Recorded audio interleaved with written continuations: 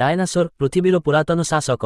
ଆଜିରୁ କୋଟି କୋଟି ବର୍ଷ ପୂର୍ବେ ଯେତେବେଳେ ମନୁଷ୍ୟର ଅବତାର ମଧ୍ୟ ଏହି ପୃଥିବୀରେ ହୋଇନଥିଲା, ସେତେବେଳେ ଏହି ଧରିତ୍ରୀ ଶାସନ କରୁଥିଲେ ବିଶାଳକାୟ, ଅଦ୍ଭୁତ ଓ ଶକ୍ତିଶାଳୀ ଜୀବମାନେ, ଡାଇନାସୋର।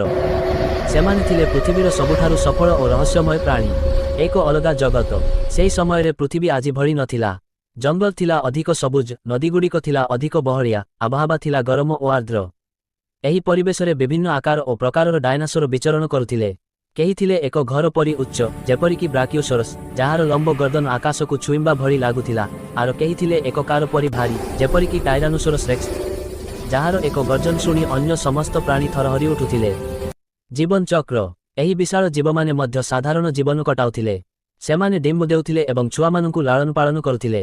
କେତେକ ଶାକାହାରୀ ଡାଇନାସୋର ଦଳବଦ୍ଧ ଭାବେ ଘୁରୁଥିଲେ, ଯେପରିକି ଟ୍ରାଇସେରାଟପ୍ସ, ତାଙ୍କ ମସ୍ତକରେ ଥିବା ବଡ଼ ବଡ଼ ଶିଙ୍ଗ ଦ୍ୱାରା ଶିକାରୀ ଡାଇନାସୋରମାନଙ୍କଠାରୁ ନିଜକୁ ରକ୍ଷା କରୁଥିଲେ।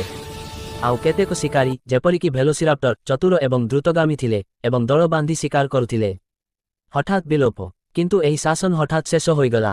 ବୈଜ୍ଞାନିକମାନେ ମନେ କରନ୍ତି ଯେ ପ୍ରାୟ 600 ନିୟୁତ ବର୍ଷ ପୂର୍ବେ ଏକ ବିରାଟ ଉଲ୍କାପିଣ୍ଡ ପୃଥିବୀରେ ଆଘାତ କରିଥିଲା।